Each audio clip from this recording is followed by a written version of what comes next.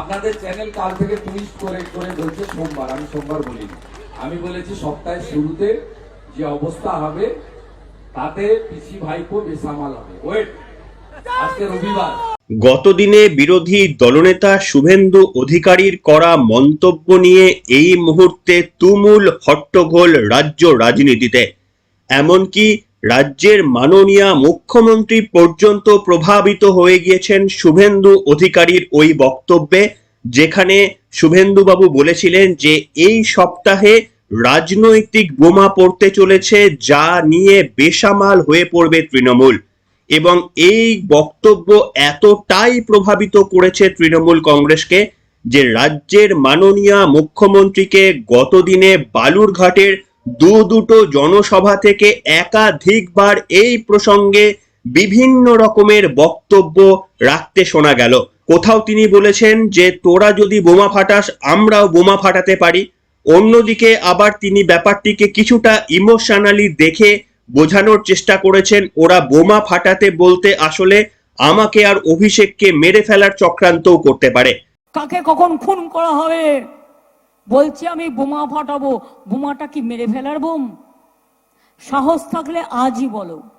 তবে আজকেই এই সপ্তাহের শুরু, এই সপ্তাহে সত্যি কি এমন কিছু রাজনৈতিক অস্থিরতা সৃষ্টি হবে?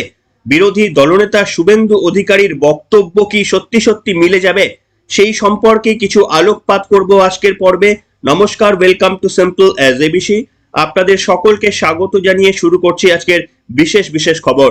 নির্বাচনের মধ্যেই বিরোধী দলনেতা শুভেন্দু অধিকারীর করা একটি বক্তব্য এই মুহূর্তে রাজ্য রাজনীতিতে তুলকালাম পড়ে গিয়েছে। সত্যি কি শুভেন্দু অধিকারীর তথ্যে সারবত্তা রয়েছে? সত্যি কি এমন কোনো অঘটন ঘটতে চলেছে এই সপ্তাহের মধ্যে যা তৃণমূল কংগ্রেসকে রাজ্য রাজনীতিতে একেবারেই কোণঠাসা করে দেবে? আগামী সপ্তাহ শুরু হতে চলেছে, আপনারা দেখবেন। আমি বলবো না বিস্তারিত। আগামী সপ্তাহের শুরুতে এমন একটা বোম পড়বে, তৃণমূল বেসামাল হয়ে যাবে। কাকে কখন খুন করা হবে বলছি আমি বোমা ফাটাবো, বোমাটা কি মেরে ফেলার বোম? সাহস থাকলে আজই বলো। তাও আবার লোকসভা নির্বাচনের মতো যখন গুরুত্বপূর্ণ নির্বাচন চলছে, যখন অনেকেই মনে করছে এই লোকসভার নির্বাচনের হাত ধরেই কার্যত চিত্রটা স্পষ্ট হয়ে যাবে। তৃণমূল কংগ্রেসের একেবারে বিপর্যয় আসন্ন এই রাজ্যে। ঠিক সেই গুরুত্বপূর্ণ সময়ে শুভেন্দু অধিকারীর করা রাজনৈতিক বোমা বিস্ফোরণের যে বক্তব্য, সেটি যে শুধুমাত্রই একটি ভাইরাল ভিডিও এমনটাই নয়, রাজ্যের মুখ্যমন্ত্রী মমতা বন্দ্যোপাধ্যায় পর্যন্ত এতে প্রভাবিত হয়েছেন। সেই কারণে গতদিনে যে দুটি জনসভা করেছেন রাজ্যের মুখ্যমন্ত্রী, সেখানে একাধিকবার শুভেন্দু অধিকারীর বলা এই বোমা প্রসঙ্গ তার মুখে উঠে আসলো। এই যে বোমা টোমা ফাটানোর কথা বলছে না, আমিও টার্গেট, অভিষেকও টার্গেট। এরা আমাদের জীবন পর্যন্ত নিয়ে নিতে পারে, এত ডেঞ্জারাস এরা। কিভাবে সামাল দেবেন শুভেন্দু অধিকারীর এই বাউন্সার, সেটা হয়তো গুছিয়ে উঠতে পারেননি তৃণমূল শীর্ষ নেতৃত্ব। তাই কখনো তাকে বলতে শোনা গিয়েছে যে ওরা প্ল্যান করতে পারে আমাকে আর অভিষেককে মেরে ফেলারও চক্রান্ত করতে পারে গদ্দাররা। এবং কখনো আবার মমতা বন্দ্যোপাধ্যায়কে বলতে শোনা গেছে তোমরা যদি বোম ফাটাও আমরাও তাহলে বোম ফাটাতে পারি। আবার অন্য জায়গায় কিছুটাও উদ্বেগের সুরে তিনি বলেছেন যদি সাহস থাকে আজই বলে দাও কি বোম ফাটাবে তোমরা, কি তথ্য আছে তোমাদের কাছে। অর্থাৎ স্বভাবতই শুভেন্দু অধিকারীর এই মন্তব্যে যে তৃণমূল কংগ্রেস প্রভাবিত, তৃণমূলের শীর্ষ নেতৃত্বের বারবার এই প্রসঙ্গে করা মন্তব্য তারই জানান দিচ্ছে। জিজ্ঞেস করুন হরিদাসা গদ্দার, তুমি কি ছিলে আর আজ কি হয়েছ? আঙুল ফুলে কলা গাছ হইয়া গেছো। নিজের কত কি, কেন বিজেপিতে গেলে? টাকা বাঁচাতে, নিজেকে বাঁচাতে, পরিবার বাঁচাতে। মনে রেখে দিও বিজেপি কাল থাকবে না। তোমাদের মতো গদ্দারদের আমরা কোনোদিন জায়গা দেব না, কোনোদিন জায়গা দেব না, কোনোদিন জায়গা দেব না। ভাই আপনি শুভেন্দু অধিকারীকে গদ্দার বলতে পারেন, মেদিনীপুরকে গদ্দার বলতে পারেন না। আমাকে নাম ধরে বললে তো আমি উত্তর দিয়ে দেব। এমনি তো আমি বিধানসভায় ঢুকলেও পালাই। আমরা 70টা লোক, ও 200-র বেশি লোক, তাতেই থরথর করে কাঁপে। আজকেই রাজ্যে একটি বড় ঘটনা ঘটতে চলেছে এবং এ নিয়ে নিশ্চিতভাবে বিশদে বলছি না, তার কারণ সংবাদ যখন আপনারা শুনছেন ততক্ষণ হয়তো রায় ঘোষণা হয়ে গিয়েছে, আপনারা আপডেটেড খবর পেয়ে গিয়েছেন।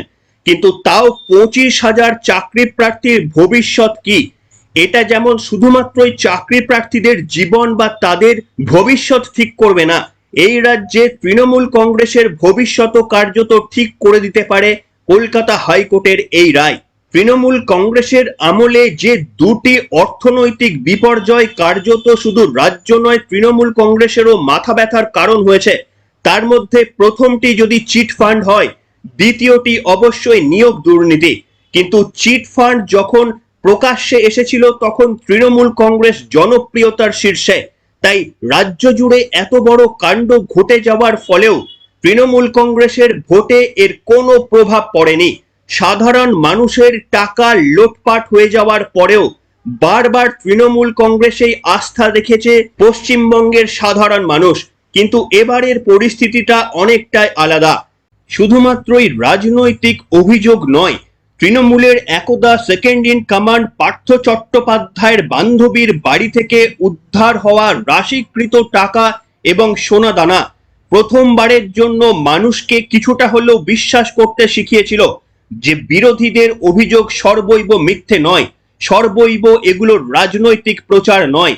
তারপরে একের পর এক তৃণমূল নেতৃত্বের বা শীর্ষ নেতৃত্বের জেল যাত্রা। আমরা দুজনা মিলে কত লাপালাপি করলে লাভ হলো? আমরা যে খেলতে জানি, আমরা ভালো খেলা জানি, আমাদের মতন খেলতে কেউ পারবে না।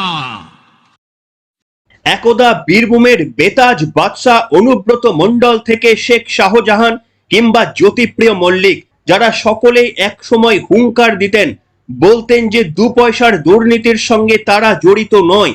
তারপরে যখন কেন্দ্রীয় তদন্তকারী সংস্থা তাদেরকে তুলে নিয়ে যাওয়ার পরেও দীর্ঘদিন জেল যাত্রা ভোগ করার পরেও জামিন যখন তারা পান না, তখন পশ্চিমবঙ্গের সাধারণ মানুষ কোথাও গিয়ে বুঝতে হয়তো শুরু করেছেন শুধুমাত্রই রাজনৈতিক অভিযোগ নয়, কোথাও গিয়ে প্রাথমিকভাবে এর প্রমাণ মিলছে।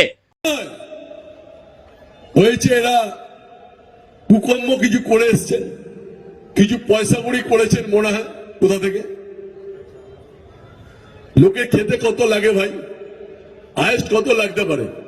দুর্নীতির সঙ্গে তৃণমূল কংগ্রেস নিজেদেরকে আর আলাদা করে দেখাতে পারছে না। যে সুযোগ জনপ্রিয়তার খাতিরে তারা করতে পেরেছিল চিট ফান্ডের সময়, কিন্তু বর্তমানে নিয়োগ দুর্নীতি একেবারে মানুষের চোখের সামনে চলে আসাতে সেই সুযোগ এখন আর পাচ্ছে না মমতা বন্দ্যোপাধ্যায়ের রাজনৈতিক এই দলটি। বিজেপি সরাসরি তৃণমূল কংগ্রেসের রাজনৈতিক জমিতে থাবা বসাতে শুরু করেছে। এর প্রমাণ বিভিন্ন নির্বাচনী ওপিনিয়ন পোলগুলো থেকে আসতে শুরু করেছে।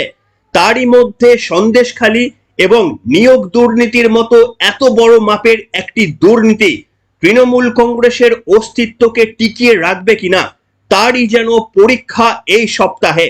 এবং সেই কারণেই শুভেন্দু অধিকারীর করা ওই বক্তব্যে তৃণমূল শীর্ষ নেত্রী এতটাই বিচলিত। আপনাদের জিজ্ঞেস করি, গদ্দারা যখন বলছেন বোমা ফাটাবো, আমি বলি আগে একটা কালী পটকা ফাটা। বোমা তো তোদের বিরুদ্ধে আমরা ফাটাবো, বোমা তো তোদের বিরুদ্ধে। শুধু তাই নয়, রাজ্যের মাননীয় মুখ্যমন্ত্রী মমতা বন্দ্যোপাধ্যায় যা সভা থেকে বলেছেন সেগুলোও কার্যত পরস্পর বিরোধী। একদিকে মুখ্যমন্ত্রী মমতা বন্দ্যোপাধ্যায় বলছেন এটা লোকসভা নির্বাচন, বিজেপির নির্বাচন, তাই এখানে মোদি জবাব দেবে, কেন আমাকে জবাব দিতে হবে।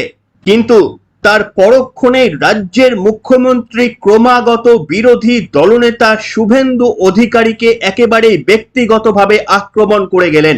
শুধু একবার নয়, একাধিকবারই। রাজ্যের মুখ্যমন্ত্রী হয়তো ভুলে গেলেন সেই সময়ের জন্য যে এই নির্বাচনটা রাজ্যের নির্বাচন নয়, শুভেন্দু অধিকারী এই নির্বাচনে লড়ছেন না। তাই বিরোধী দলনেতা শুভেন্দু অধিকারীকে ব্যক্তিগত আক্রমণ করলে কার্যত তাকেই যে বেশি গুরুত্ব দেওয়া হচ্ছে সেটা কোথাও ভুলে গিয়ে বারবার মুখ্যমন্ত্রী তাকেই ব্যক্তিগত আক্রমণ করলেন। টাকা বাঁচাতে তৃণমূলের সব খেয়ে দে এখন বিজেপিতে গেছিস। কার বিরুদ্ধে বোমা বাড়াবি? সাজিয়ে গুজিয়ে বোমা। মনে রাখবে, ওপরের দিকে থুতু ফেললে থুতুটা নিজের গায়ে লাগে।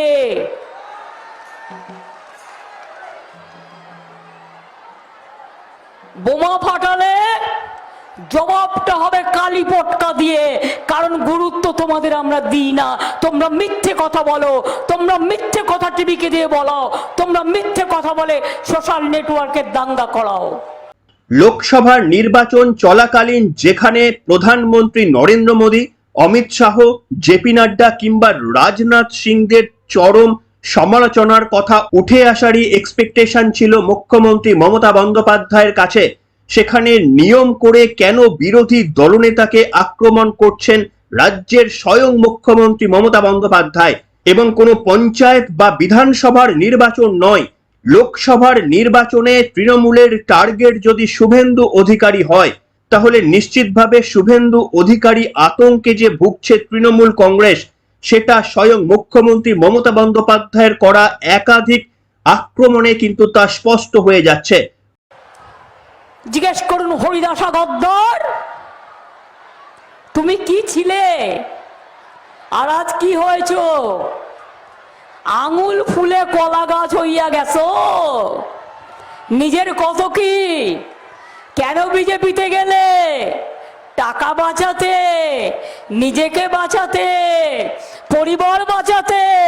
কোথাও গদ্দার, কোথাও বেঈমান, বিভিন্ন ভাষাতে একের পর একভাবে শুভেন্দু অধিকারী এবং তার ফ্যামিলিকে আক্রমণ করছেন লোকসভার নির্বাচনের প্রচারে গিয়েও রাজ্যের মুখ্যমন্ত্রী।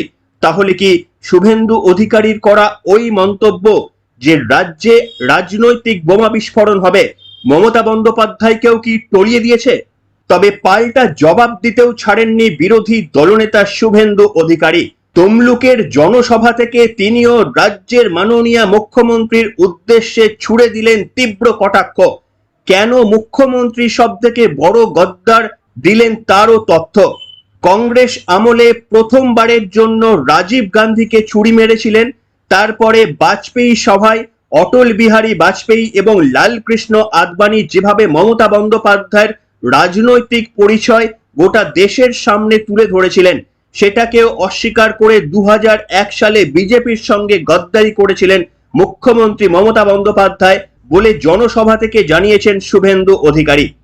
আপনাকে চিনিয়েছে মমতা ব্যানার্জি।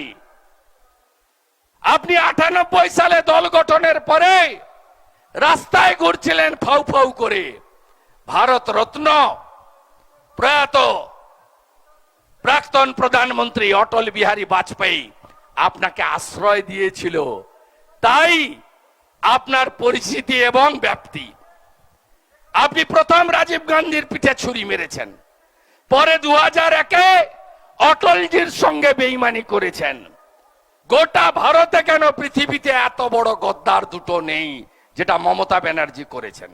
পশ্চিমবঙ্গের মানুষ যেখানে দুই রাজনৈতিক নেতার কাছ থেকে রাজনৈতিক বার্তা শুনতে চায়, যেখানে আগামী দিনে ক্ষমতায় আসলে কর্মসংস্থানের দিশা কিভাবে দেখানো হবে, কিংবা স্বাস্থ্য ক্ষেত্রে মানুষ আরো কিভাবে নির্বিঘ্নে স্বাস্থ্য পরিষেবা পাবে, বড় কোনো রোগের জন্য শুধুমাত্রই কলকাতার উপর ভরসা না করে ছোট্ট ছোট্ট শহরগুলিতেও যেন সেই পরিষেবা পাওয়া যায়, কিংবা ধরুন নির্বিঘ্নে ইংলিশ মিডিয়ামে পড়ার উন্নত মানের শিক্ষাদানের বন্দোবস্ত কি করা হবে রাজ্যবাসীর জন্য, এই সমস্ত কথাবার্তায় যখন একদিকে মুখ্যমন্ত্রী অন্যদিকে বিরোধী দলনেতা শুভেন্দু অধিকারীদের কাছে এক্সপেক্টেড, তখন দুজনাই কিন্তু রাজনৈতিক যুদ্ধে জুড়ে রইলেন যে এই রাজ্যের দুর্নীতির পরিস্থিতি এবং তার আগামী ফলাফল নিয়ে। অন্তত রাজ্যের মুখ্যমন্ত্রী যেহেতু এখনো পর্যন্ত ক্ষমতায় রয়েছে, তাই সাধারণ মানুষ শুনতে চায় আগামী দিনে রাজ্যের রূপরেখা কিভাবে ভাবতে চাইছেন তিনি। কিন্তু দুর্ভাগ্যের কথা হলো এই, প্রত্যেকটি জনসভা থেকে মুখ্যমন্ত্রী লোকসভা নির্বাচনের প্রচারে পর্যন্ত গিয়ে কোন রকমের রূপরেখা তো দেখাচ্ছেনই না, বরঞ্চ এই দুর্নীতি নিয়েই আক্রমণ বা সে নিয়েই কথাবার্তা বলছেন।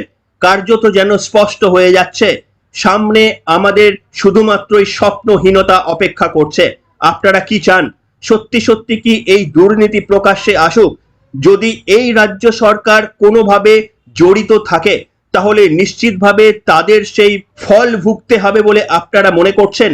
বিরোধী দলনেতা শুভেন্দু অধিকারীর এই মতামত রাজনৈতিক বিস্ফোরণ কি সত্যি সত্যি মিলতে পারে? আজকের কমেন্ট সেকশনে লিখে জানান আপনারা। এখনকার মতো এখানে শেষ করলাম, দেখা হবে আগামী পর্বে। সবাই ভালো থাকবেন, গুড বাই।